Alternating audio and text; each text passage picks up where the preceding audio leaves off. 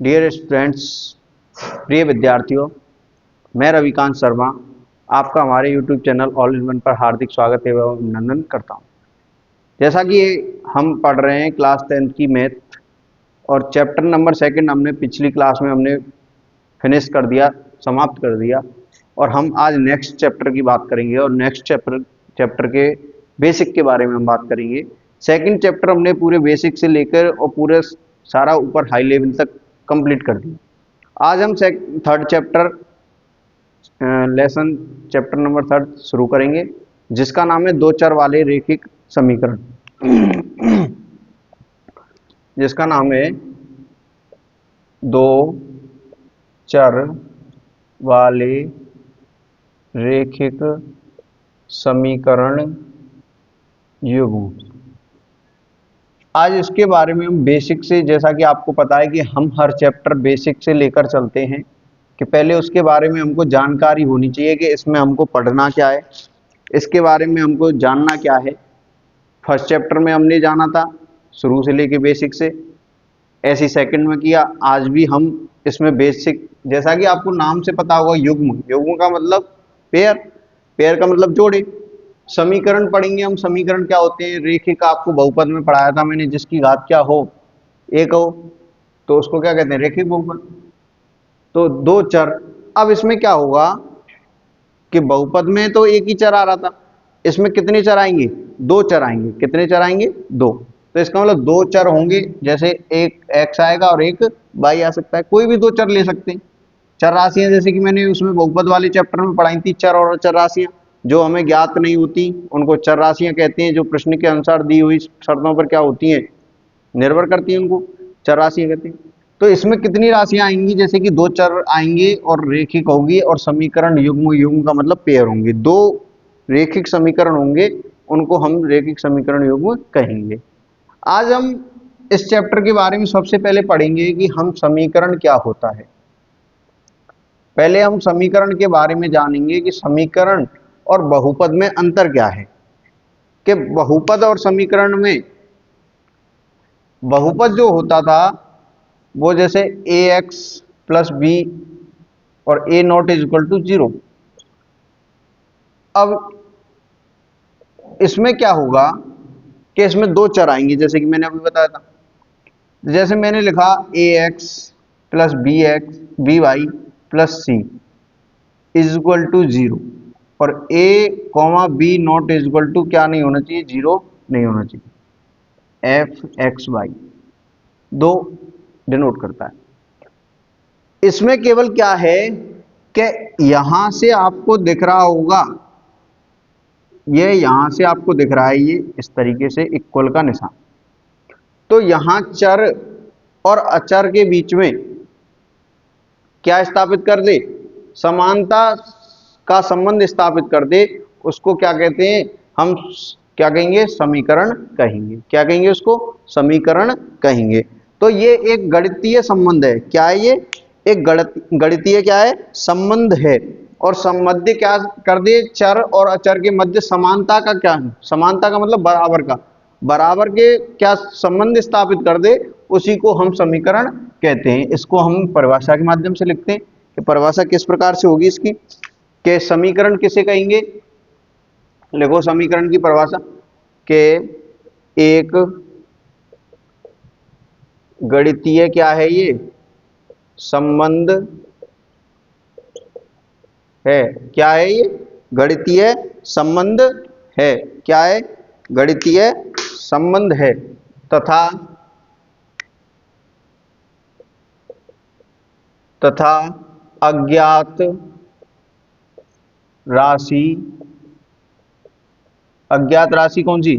चर राशि तथा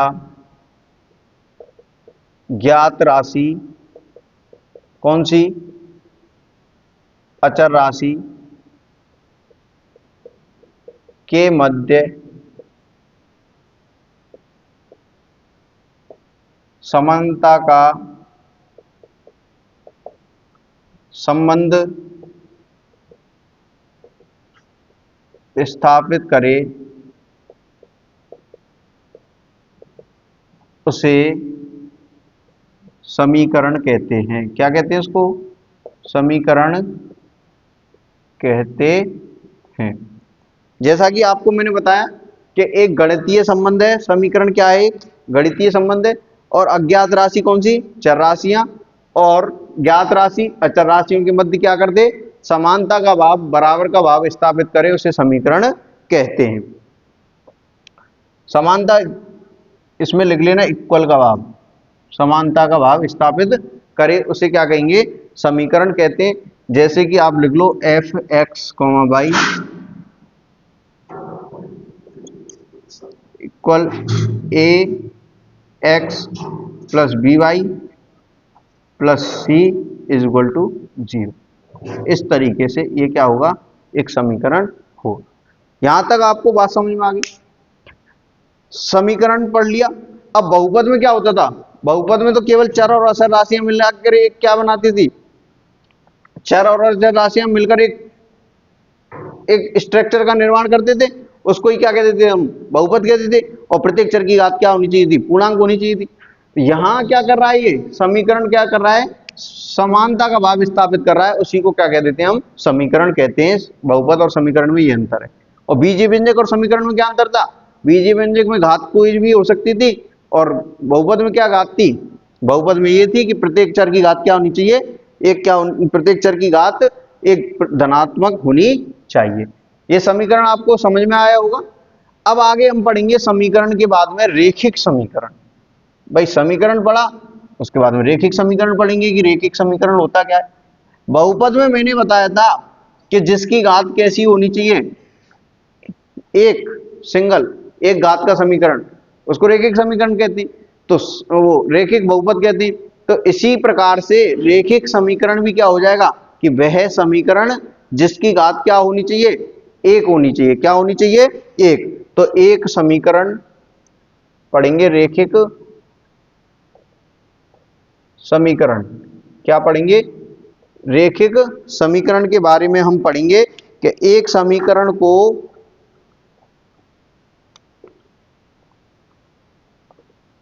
रेखिक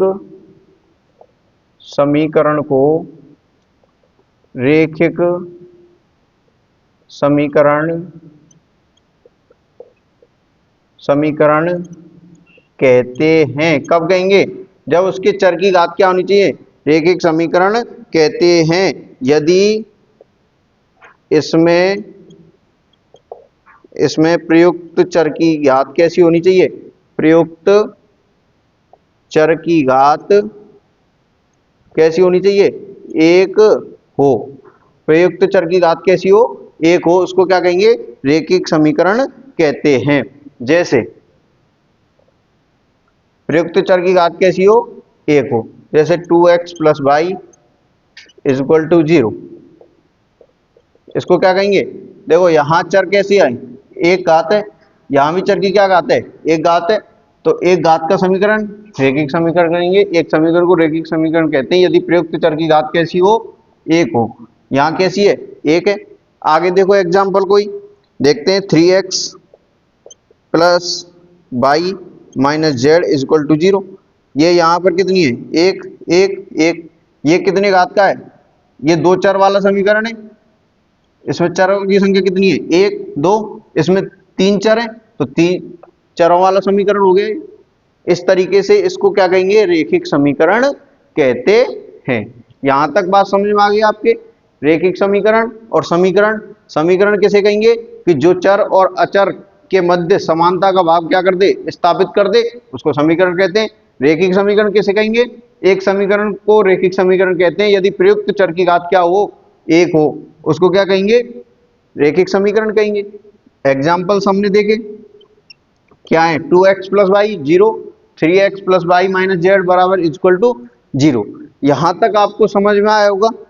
आगे हम बात करेंगे चैप्टर के बारे में, दो चरों वाले रेखिक समीकरण युग्म। तो रेखिक समीकरण युग्म क्या होता है? सॉरी। आगे हम बात करेंगे कि रेखिक समीकरण युग्म क्या होगा। तो रेखिक समीकरण जैसा कि आपको पता है कि युग्म का मतलब जोड़ा, और रेखिक समीकरण मतलब रेखिक समीकरण जिसकी चर की घात क्या हो? एक हो। तो इसका मतलब उसमें कितने आएंगे, दो आएंगे। क्या आएंगे, दो आएंगे उसमें। तो रेखिक समीकरण कितने आएंगे उसमें, दो आएंगे। तो हम लिखेंगे यहां से कि एक समीकरण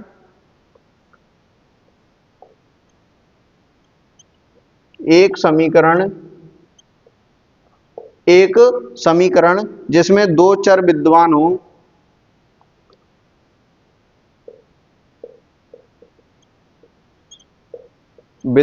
हो उसे तो क्या कहेंगे, दो चर वाला समीकरण कहेंगे।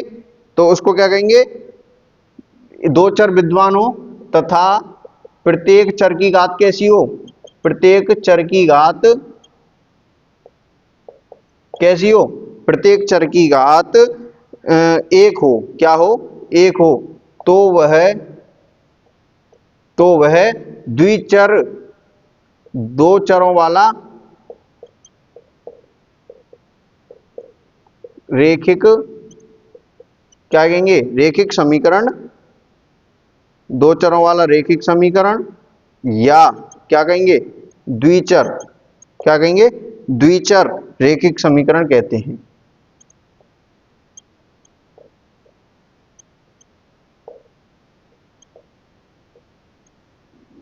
जैसा कि एक समीकरण जिसमें दो चर विद्यमान हो तथा प्रत्येक चर की घात एक हो। क्या हो, प्रत्येक चर की घात एक हो। तो दो चर वाला रेखिक समीकरण या द्विचर रेखिक समीकरण कहते हैं। इसके एग्जाम्पल्स हम अगर देखें तो देखो,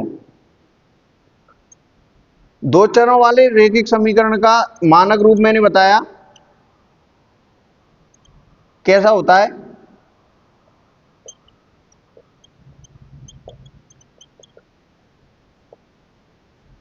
मानक रूप अभी मैंने बताया कैसा होगा कि ax plus B y minus c is equal to zero, plus C is equal to zero. इस तरीके का मानक रूप होता है द्विचर रेखिक समीकरण का। इसकी घात एक, इसकी घात एक, दोनों कैसे हैं, दो चर हैं। तो इसको द्विचर रेखिक समीकरण या दो चर वाला रेखिक समीकरण कहते हैं। क्या कहेंगे, दो चर वाला रेखिक समीकरण या द्विचर वाला रेखिक समीकरण कहते हैं। यहां क्या नहीं होना चाहिए, यहां ए बी और सी तीनों कैसी संख्याएं, वास्तविक संख्याएं। तीनों कैसी संख्याएं, वास्तविक संख्याएं। कैसी, वास्तविक संख्याएं। तीनों कैसी संख्याएं होंगी, वास्तविक संख्याएं। कैसी हैं, वास्तविक। और ए और बी की मान क्या नहीं होनी चाहिए, यहां पर जीरो। ए कॉमा बी का मान क्या नहीं होना चाहिए, जीरो नहीं होना चाहिए। ये होगा दो चर वाला रेखिक समीकरण। तो अब युग में क्या हो जाएगा, युग में इसमें दो चर होंगे। इसको मैं नाम दे दूंगा a1x plus b1y plus c1 is equal to zero, और युग्म में a2x plus b2y plus c2 is equal to zero. तो ये हो जाएगा हमारा, क्या हो जाएगा, युग्म हो जाएगा। दो समीकरण आ जाएंगे उसमें, वो भी कैसे, एक दो चर वाले, दो चर हो गए, और एक घात वाला। चर की घात कैसी होगी, एक। तो रेखिक और दो चर वाला, तो दो चर द्विचर रेखिक समीकरण वाला क्या हो जाएगा, दो युग्म होंगे, उसको ही दो चर रेखिक समीकरण युग्म कहते हैं। यहां तक बात समझ में आ गई सबके। आगे हम बात करते हैं इनके हल के बारे में। हल, हल कैसे निकालते हैं। हल के बारे में हम बात करेंगे कि द्विचर रेखिक समीकरण का हल।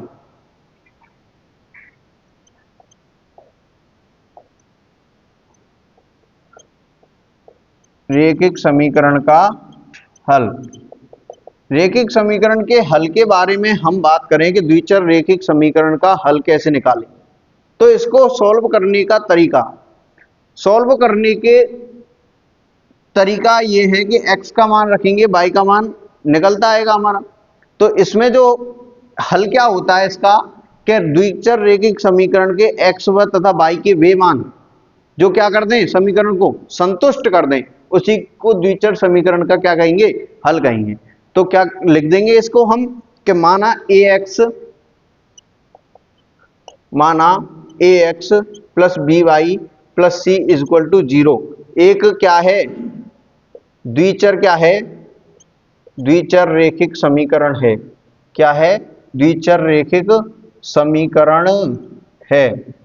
क्या है? द्विचर रेखिक समीकरण है। x तथा y के मान, तब x तथा y के वे मान जो समीकरण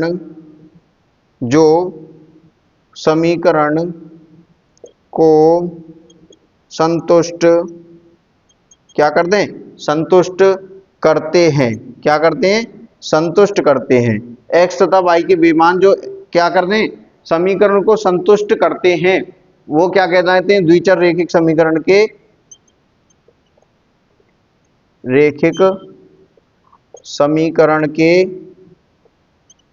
क्या कहलाएंगे? हल कहलाते हैं। इसको हम एग्जाम्पल्स के द्वारा समझेंगे कि द्विचर रेखिक समीकरण के हल क्या होते हैं। एग्जाम्पल लेंगे हम कि x plus y minus 4 is equal to 0। इसके क्या करना है? हल ज्ञात कीजिए। क्या करना है? हल ज्ञात कीजिए। इसके हमको क्या ज्ञात करने? हल ज्ञात करना है। x plus y minus 4 is equal to 0। यहां से आप क्या कर सकते हो? यहां आपको देखो दो चर दे रखे, द्विचर वाला रेखिक समीकरण, घात देखो एक आ रही है, तो द्विचर वाला रेखिक समीकरण हुआ। ये -4 को अगर उधर ले जाऊंगा इक्वल के, तो क्या हो जाएगा? प्लस का 4। आगे बात समझिए। यहां से यदि x बराबर 0 हो तो, यहां से x बराबर अगर 0 हो तो y बराबर क्या आ जाएगा? 0 plus y is equal to 4। तो y का मान क्या आ गया? 4। इसका मतलब यहां से जो हल निकलेगा वो 0 जो होगा वो x का मान होगा, और y क्या किसका मान होगा? तो x कॉमा y क्या हो जाएगा? 0,4। इस तरीके से हल निकल आएंगे। आगे हम बात करें, यदि y इज इक्वल टू 0 हो तो y की जगह अब 0 रख दो, x plus 0 is equal to 4। अब यहां से क्या आ जाएगा? x is equal to 4। तो यहां अब 0 क्या हो गया? y का मान, x का मान क्या आएगा? 4,0। इस तरीके से और कोई मान रख लो। ये जरूरी नहीं है कि 0 ही रख सकते हैं, x की जगह 2 रख लो, 3 रख लो, 4 रख लो, माइनस में रख लो, कोई भी संख्या आप रख सकते हो x की जगह, और y के मान क्या आते जाएंगे? हमारे आते जाएंगे। बात आगे समझ में? यहां से ये क्या होंगे? द्विचर रेखिक समीकरण के हल कहलाएंगे। क्या कहलाएंगे? द्विचर रेखिक समीकरण के हल कहलाएंगे। आगे हम बात करते हैं कुछ इंपॉर्टेंट नोट्स के बारे में, कि इंपॉर्टेंट नोट क्या है। कि मैंने आपको पढ़ाया था कि रेखिक समीकरण में, रेखिक बहुपद में पढ़ाया था कि रेखिक बहुपद का ज्यामितीय अर्थ पढ़ा रहा था, जब मैंने आपको बताया कि ज्यामितीय अर्थ में आपको रेखिक समीकरण का जो ग्राफ होगा, आलेख होगा, वो किसको रिप्रेजेंट करेगा? एक सरल रेखा को रिप्रेजेंट करेगा। तो यहां भी जो रेखिक समीकरण का जो वो होगा, रेखिक समीकरण का ग्राफ, क्या? रेखिक समीकरण का ग्राफ वो किसको प्रेजेंट करेगा? एक सरल रेखा को रिप्रेजेंट करेगा, सरल रेखा को निरूपित करेगा। तो नोट में हम डालेंगे, क्या डालेंगे? कि द्विचर रेखिक समीकरण, दो चरों वाला रेखिक समीकरण। तो द्विचर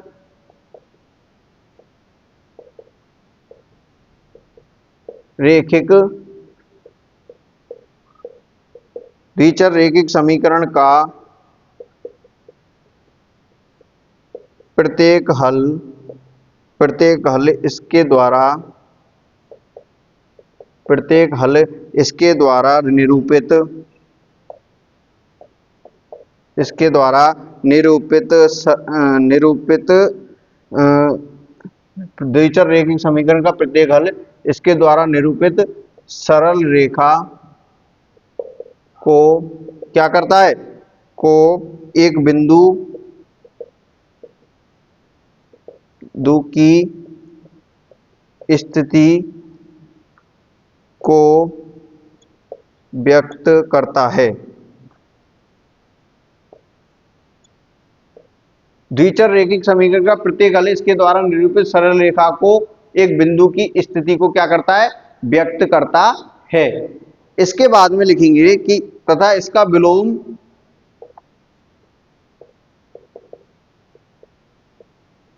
विलोम क्या है, सत्य है।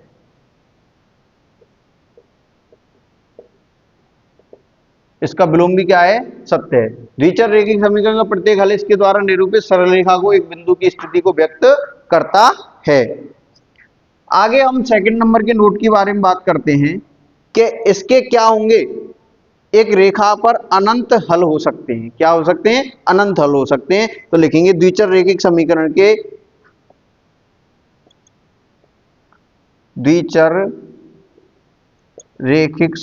के क्या है, अनंत हल क्या है, विद्यमान है। अनंत हल का मतलब है आप x का मान रखते जाओ, y के मान निकलते आएंगे। आप कितने भी रखते जाओ कोई पता नहीं है, अनंत तक रखते जाओ, रात हो जाए, दिन हो जाए, कल हो जाए, परसों हो जाए, कोई पता नहीं। x के मान जितने रखते जाओगे y का मान निकलता आएगा, y के मान रखते जाओगे x का मान निकलता आएगा। तो द्विचर रैखिक समीकरण के कितने हल होंगे, अनंत हल क्या होंगे, विद्यमान होंगे। यहां तक बात समझ में आ गई। हमने पढ़ा समीकरण, समीकरण क्या होगा, चर और अचर के मध्य में क्या करेगा, संबंध को, मध्य समानता को स्थापित करेगा, उसको समीकरण कहते हैं। रैखिक समीकरण के बारे में पता कि एक दो चरों वाला रैखिक समीकरण क्या होगा, जिसमें दो चर होंगे और घात कैसी होगी, एक होगी, उसको दो चर वाला रैखिक समीकरण या द्विचर रैखिक समीकरण कहते हैं। उसके बाद में द्विचर रैखिक समीकरण के हल के बारे में बात करिए, x तथा y के विमान जो उसको क्या करते हैं, समीकरण को संतुष्ट करते हैं, उसको द्विचर वाला रैखिक समीकरण कहते हैं। उसके बाद में समीकरण का प्रत्येक हल एक सरल रेखा की बिंदु को स्थिति को क्या करता है, निरूपित करता है। सरल रेखा में होगा, जैसे बहुपद में पढ़ाया था कि इस तरीके से मैंने पढ़ाया था कि एक सरल रेखा क्या करेगा, निरूपित करेगा। x तथा y के जो मान आएंगे वो एक किसको निरूपित करेंगे, सरल रेखा को निरूपित करते हैं। और इसके क्या होंगे, अनंत हल विद्यमान होते हैं। अनंत हल क्या होंगे, इसके विद्यमान होते हैं। आगे हम युग्म के बारे में बात करें। युग्म मैंने बता दिया कि एक द्विचर रैखिक समीकरण का युग्म एक द्विचर रैखिक समीकरणों को सम्मिलित कर दिया जाए। क्या कर दिया जाए, सम्मिलित कर दिया जाए। जैसे मैंने बताया a1x plus b1y plus c1 is equal to 0 और a2x plus b2y plus c2 is equal to 0। इन दोनों को क्या कर दिया जाए, सम्मिलित कर दिया जाए। क्या कर दिया जाए, इनको सम्मिलित कर दिया जाए। उसी को क्या कहेंगे, रैखिक समीकरण युग्म कहते हैं। तो लिखेंगे इसमें, क्या लिखेंगे के को सम्मिलित रूप से द्विचर रैखिक समीकरण युग्म तथा द्विचर रैखिक समीकरण निकाय कहते हैं। क्या कहते हैं, द्विचर रैखिक समीकरण युग्म तथा द्विचर रैखिक समीकरण निकाय क्या करेंगे, कहते हैं। इनको क्या कर दिया जाए, सम्मिलित कर दिया जाए। अब यहां से आपको यहां a1 a2 b1 और c1 क्या नहीं होनी चाहिए, 0। और यहां से a2 b2 और c2 क्या नहीं होनी चाहिए, 0। और जैसा कि मैंने बताया ये क्या होंगी, एक वास्तविक संख्या होंगी। सभी क्या होंगी, ये वास्तविक संख्याएं होंगी। यहां से a1 b1 c1 का मान 0 नहीं होना चाहिए और a2 b2 c2 का मान क्या नहीं होना चाहिए, 0 नहीं होना चाहिए। यहां तक की सारी बातें कंप्लीट समझ में आ गई। आगे हम बात करते हैं कि ये जब रैखिक समीकरण होंगे तो इनके रेखाएं बनेंगी, दोनों सरल रेखाएं बनेंगी। और सरल रेखाएं बनेंगी तो इसकी भी सरल रेखा बनेगी, पहले वाले समीकरण की भी और दूसरे वाले की भी सरल रेखा बनेगी। तो इसको क्या कहेंगे, दोनों की सरल रेखा एक ग्राफीय निरूपण करेंगी और दोनों की सरल रेखा को सरल रेखा युग्म कहेंगे। जैसा कि इनको अगर समीकरण युग्म कह रहे हैं तो उनको क्या कहेंगे, सरल रेखा युग्म कहेंगे। अब सरल रेखा युग्म अगर ग्राफ बनाएंगी तो उसमें तीन स्थितियां दर्शाएंगी, तीन स्थितियां हो सकती हैं। उसका प्रेक्षण करें तो उसमें कितनी स्थितियां हो सकती हैं, तीन। तो तीनों स्थितियां कौन कौन सी हो सकती हैं? पहली, इसको मिटा दूं मैं, तो देखो देखते हैं कि तीन स्थितियां कौन कौन सी हो सकती हैं। पहली स्थिति तो हो सकती है प्रतिच्छेदी रेखा की, दूसरी समांतर की, दूसरी क्या होगी, समांतर की, और तीसरी होगी संपाती की। किसकी होगी? संपाती की। पहली होगी प्रतिच्छेदी की, तो लिखेंगे हम कि द्विचर रेखिक समीकरण युग्म, द्विचर रेखिक समीकरण युग्म द्वारा निरूपित, द्विचर रेखिक समीकरण द्वारा निरूपित सरल रेखा क्या करेगी? निरूपित सरल रेखा युग्म को, सरल रेखा युग्म के लिए, सरल रेखा युग्म के लिए निम्न तीन स्थितियां हो सकती हैं।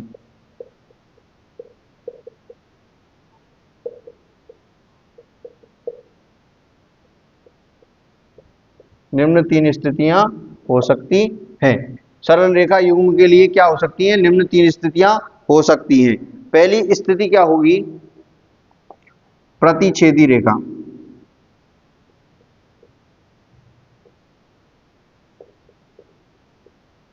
प्रतिच्छेदी रेखा कैसे होंगी कि एक समीकरण का रेखा यूं जा रही है और एक समीकरण की रेखा यूं जा रही है, ये इस वाले बिंदु पर क्या करेंगी? एक बिंदु पर प्रतिच्छेद करेंगी। जब इसको एक बिंदु पर प्रतिच्छेद करेंगी तो यहां x तथा y का क्या करेंगी? ये x तथा y को निरूपित करेंगी। और इसके कितने हल होंगे? केवल इसका एक हल होगा। कितने हल विद्यमान है? एक हल विद्यमान है। इस रेखिक समीकरण युग्म का कितना हल विद्यमान है? केवल एक हल विद्यमान है। कितने हल विद्यमान है? एक हल विद्यमान है। दूसरी स्थिति, समांतर रेखा। जब दो रेखाएं जा रही हैं, जब दो समीकरण का हल करेंगे तो उनकी जो रेखाएं हो सकती हैं, ये समांतर रेखाएं भी हो सकती हैं जो कहीं भी जाकर ना मिले। जैसे एक ट्रेन की पटरी होती है, कहीं तक भी चले जाओ आप, मुंबई, कलकत्ता, कहीं भी चले जाओ आप, रेल की पटरी कहीं नहीं मिलती, उसको क्या कहते हैं? समांतर रेखा। और कहीं नहीं मिलेंगी, इसके कितने हल होंगे? कहीं मिलेंगी नहीं तो कोई भी हल नहीं होगा, कोई हल विद्यमान नहीं है।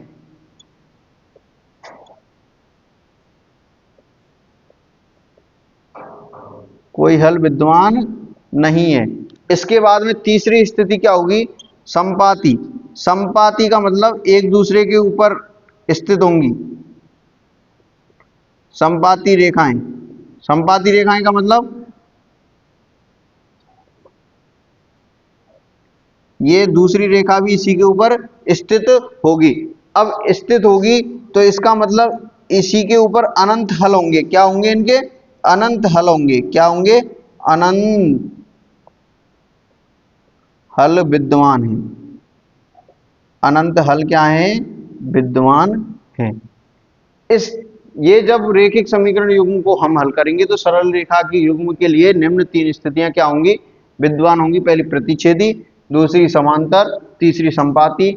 जब प्रतिच्छेद करेंगी तो एक हल विद्यमान होगा, जब समांतर होंगी तो कोई हल विद्यमान नहीं होगा, और संपाती होंगी तो इसके क्या होंगे? अनंत हल होंगे। क्या होंगे? अनंत हल होंगे।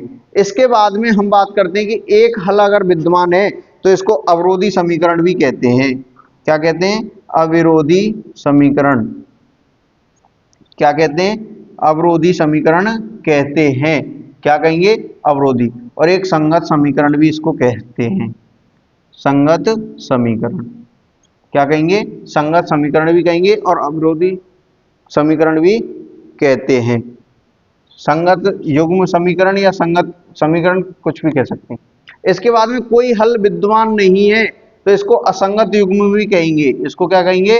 असंगत युग्म, क्या कहेंगे, असंगत युग्म, क्या कह देंगे इसको, असंगत युग्म कहेंगे, और असंगत समीकरण युग्म भी इसको कह सकते हैं। इसके क्या है, अनंत हल विद्वान है, और अनंत हल विद्वान है तो इसको आश्रित, क्या कहेंगे, आश्रित समीकरण या आश्रित संगत समीकरण भी इसको कह देते हैं। यहां तीन स्थितियां हो गई। अब इसका ग्राफीय निरूपण तो आप आगे हम क्वेश्चन करेंगे, तो उस क्वेश्चन में हम कर लेंगे ग्राफीय निरूपण कैसे करेंगे। एक्स का जैसे मान रखते जाएंगे वाई का मान आता जाएगा, वाई का मान रखेंगे एक्स का मान आता जाएगा। जैसे हम एक एग्जांपल ले लेते हैं,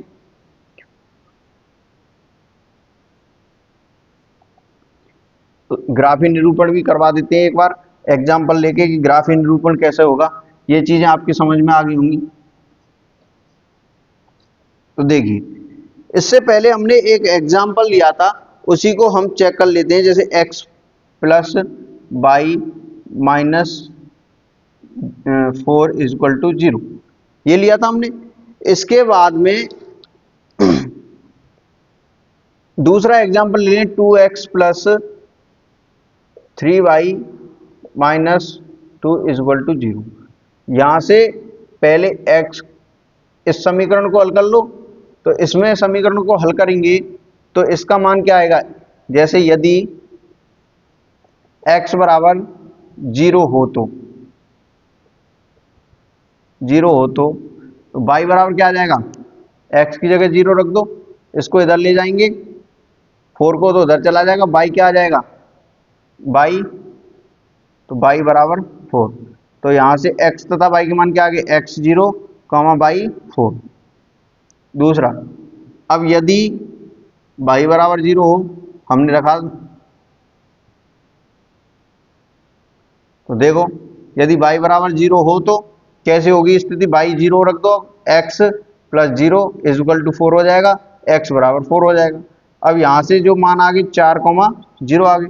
अब 2 ले लो या 3 ले लो, 4 ले लो, कोई भी मान ले लो, वो एक ही सरल रेखा पे क्या होंगे, सारे बिंदु, ये बिंदु जो होंगे ये बिंदु को रिप्रेजेंट करेगा, क्या, सरल रेखा के बिंदु को रिप्रेजेंट करेगा। और ये बिंदु किस पर स्थित होंगे, एक सरल रेखा पर स्थित होंगे। किस पे स्थित होंगे, सरल रेखा पर। अगला कोई भी ले लो, जैसे यदि x बराबर 1 ले लो, तो 1 हो तो क्या हो जाएगा, 1 लेंगे, 1 रख दो, plus y minus 4 is equal to 0, 1 plus y is equal to 4, y is equal to 4 minus 1, तो y इजक्वल टू 3। तो क्या आ गया, x का मान 1, y का मान 3। और यदि अब y बराबर क्या ले लो, y का मान ले लो 1, तो y का मान 1 लिया तो क्या आ जाएगा, तो y x plus 1 minus 4 is equal to 0, ये x इजक्वल टू 4 माइनस 1, तो x का मान अब आ जाएगा 3। यहाँ से आ गया क्या, 3 कॉमा और 1, ये आ गया। ऐसे इस समीकरण को हल कर लेंगे, इससे भी मान आ जाएंगे। तो हमारी इस समीकरण से कितने मान आ गए, 0,4, 4,0, इनको लिख लेते हैं 1,3 और 3,1। ये जो समीकरण है x plus y minus 4 is equal to 0 का। आगे हम सॉल्व करते हैं दूसरे वाले समीकरण को। दूसरे वाले समीकरण को हम सॉल्व करके देखेंगे उसके क्या क्या मान आ रहे हैं, फिर उसका ग्राफीय निरूपण कर दो। तो ग्राफीय निरूपण करेंगे तो क्या आ जाएगा, एक सरल रेखा को रिप्रेजेंट करेगा। तो देखते हैं उससे क्या मान आ रहे हैं। यदि x बराबर 0 रख दें तो ये टर्म 0 हो जाएगी, 2x डायरेक्ट एक 2 0 plus 3y minus 2 equal to 0, ये 0 हो गया, तो 3y is equal to 2, y is equal to 2/3।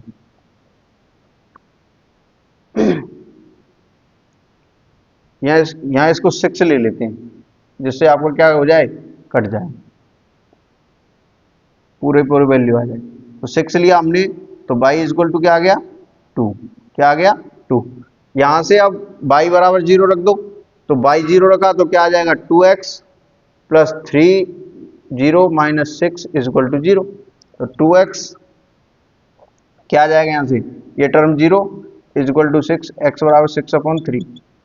तो यहां से x का मान क्या आ जाएगा 3, ये 2 आएगा इधर, तो 2 तिया 6, ये आ गया। तो यहां से जो x तथा y के मान क्या आए, y का मान 2 आया, x का क्या रखा था हमने 0, और यहां से जो मान आएंगे क्या आएंगे, y का मान 0, x का मान 3, 3,0। यहां से हम लेंगे 1, तो 1 लिया, x का मान लिया 3y इज इक्वल टू 6, तो ये जाएगा 2 plus 3y is equal to 6। तो यहां से ये आ जाएगा 3y, और 6 में से 2 गए घटा देंगे, 3y is equal to 4, y is equal to 4/3, ये आ जाएगा। और यहाँ से y का मान 0 रखेंगे, y का मान 1 रखेंगे, तो 2x plus 3 multiply 1 minus 6 is equal to 0, ये आ जाएगा 2x plus 3 minus 6 is equal to 0। तो 2x is equal to 6 minus 3, तो x बराबर 6 में 3 के 3/2, ये मान आ जाएंगे। तो इसके मान ये आगे, इनको लिख लेते हैं, किसका 2x plus 3y minus 6 is equal to 0। केवल दो बिंदु, दो मान बहुत है हमारे लिए। एक सरल रेखा को, अगर किसी रेखा को निरूपित करना है, दो बिंदु बहुत है हमारे लिए, उसी से हम क्या कर सकते हैं, निरूपण कर सकते हैं। इतना लेना कोई जरूरी नहीं। देखो फिर भी 0,2, 3,0 और y का यहाँ से मान आया 4/3, तो x का मान क्या रखा था 1, तो 1 कॉमा, और यहाँ से x का मान 3/2 आया, y का क्या रखा था 1, तो 1 कॉमा 4/2, 4/3 और 3/2 कॉमा 1, इस तरीके से। अब इसका ग्राफी निरूपण देखते हैं, ग्राफ बना के देखते हैं। देखो ग्राफ बनाएंगे हम इस तरीके से। आपको पता है कि ग्राफ किस तरीके से बनता है, किस अक्ष को दर्शाता है। ये तो दर्शाएगा y अक्ष को, ये किसको दर्शाएगा y अक्ष को, ये दर्शाएगा x अक्ष को, ये s डैश, ये y और ये y डैश, नीचे माइनस के ऊपर प्लस के, इधर प्लस का इधर माइनस का। यहाँ से लिखेंगे 1 2 3 4 5 6 7 8 9 10, इधर -1 -2 -3 -4 -5, इधर 1 2 3 4 5, इधर -1 -2 -3 -4 -5 -6। अब देखो यहाँ से मान रखते जाओ और उनको बिंदुओं को मिलाते जाओ, मिला दोगे तो एक सरल रेखा प्राप्त होगी। पहले क्या है 0,4, 0,4, 0 ये कॉमा y का मान 4, तो एक बिंदु तो हो गया ये 0,4। दूसरा है 4,0, इसमें 4,0, x का मान 4, y पे कुछ नहीं, दूसरा बिंदु आ गया 0, 4,0, y पे कहीं भी नहीं चले। 1,3, एक x का मान 1 और y का मान 3, ये हो गया 1,3। इसके बाद में 3,1, तो x का मान 3 और y का मान 1, इसको मिलाएंगे तो देखो एक सरल रेखा को निरूपित करेंगे। ये हो गया 3,1, ये हो गया 1,3, ये कौन सा समीकरण हो गया, ये हो गया आपका x plus y -4 is equal to 0 वाला। इस तरीके से ये मान होंगे। इसके दो मान ले लो, 0,2, 0 x पर 0 और y पर 2, और 3,0, 3 किस पर x पर, तो ये हो गया। तो इसका मतलब यहां से इसको मिलाएंगे, ये ऐसे जाएंगे। तो इस तरीके से हम सरल रेखा को निरूपित कर देंगे। और भी ये अगले बिंदु ले लोगे तो आप यही इसी पर समीकरण पे क्या होंगे, इसी रेखा पर बिंदु स्थापित होंगे। मैंने बताया द्विचर रेखिक समीकरण के अनंत हल हो सकते हैं, तो इस तरीके से अनंत बिंदु हो सकते हैं। एक रेखा पर अनंत बिंदु स्थित होते हैं, ये आपको पता है, तो अनंत बिंदु स्थापित हो सकते हैं। इस तरीके से हम ग्राफीय निरूपण करेंगे। अब आगे की बात अगर हम करें कि आपने बताई कि इसकी तीन स्थितियां हो सकती हैं, प्रतिच्छेदी रेखा, समांतर रेखा और संपाती रेखा। इसको अगर बिना ग्राफ के हम देखें कि इसकी हम अगर देखें कि बिना ग्राफ के हमको पता चल जाए सर कि ये प्रतिच्छेदी रेखाएं होंगी, कि संपाती रेखाएं होंगी, कि समांतर रेखाएं होंगी, कि इसके बारे में हम कैसे पता कर सकते हैं कि ये सब प्रतिच्छेदी हैं, समांतर हैं या संपाती हैं। इसके हम देखते हैं। देखो कैसे, आपको दो समीकरण युग्म देगा, द्विचर रेखीय समीकरण युग्म, a1x plus b1y plus c1 is equal to 0, और एक देगा a2x plus b2y plus c2 is equal to 0। ये समीकरण युग्म आपको देगा। अगर प्रतिच्छेदी रेखाओं के बारे में हैं, यदि ये प्रतिच्छेदी रेखाएं हैं,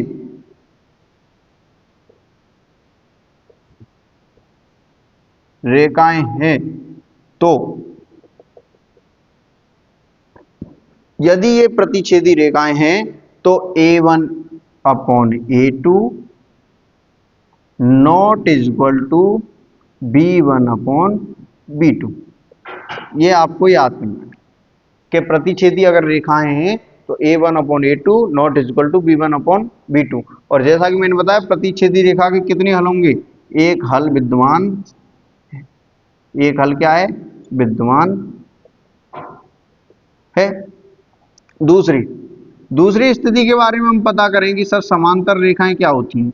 समांतर रेखाएं हैं तो उनकी स्थिति क्या बनेगी कि a1 upon a2 b1 upon b2 क्या होनी चाहिए, बराबर होनी चाहिए, लेकिन c1 अपॉन c2 क्या नहीं होनी चाहिए, बराबर नहीं होना चाहिए। और जैसे कि मैंने बताया समांतर रेखा का कि समांतर रेखा के कोई हल विद्यमान नहीं होता, कोई कहीं मिलेंगी नहीं तो कोई हल विद्यमान नहीं होगा, कोई हल विद्यमान नहीं है, कोई हल विद्यमान नहीं है। तीसरी स्थिति होती है संपाती की, कि संपाती कब होंगी, उसका कैसे पता चलेगा कि संपाती रेखाएं हैं तो, संपाती रेखाएं हैं तो संपाती का मतलब a1 upon a2 is equal to b1 upon b2 is equal to c1 upon c2।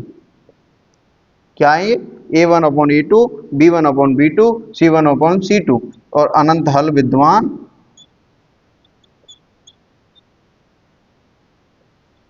है।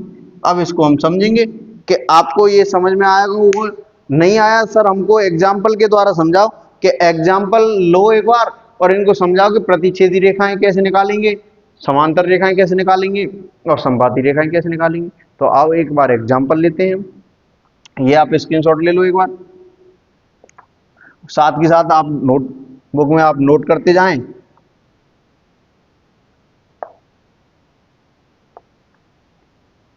अब देखिए एक एग्जाम्पल लेके देखते हैं कि इससे पता करते हैं कि प्रतिच्छेदी रेखाएं बनेंगी या समांतर बनेंगी या क्या बनेंगी। दो एग्जाम्पल देखो क्या लेंगे, 2x माइनस 3y, आप लो 2x plus 3y plus 5 is equal to 0, 2x plus 3y is equal to 0। यहां से देखो दूसरा एग्जाम्पल लेंगे हम, 4x plus 7y minus z is equal to 0। ये एग्जाम्पल लिया हमने।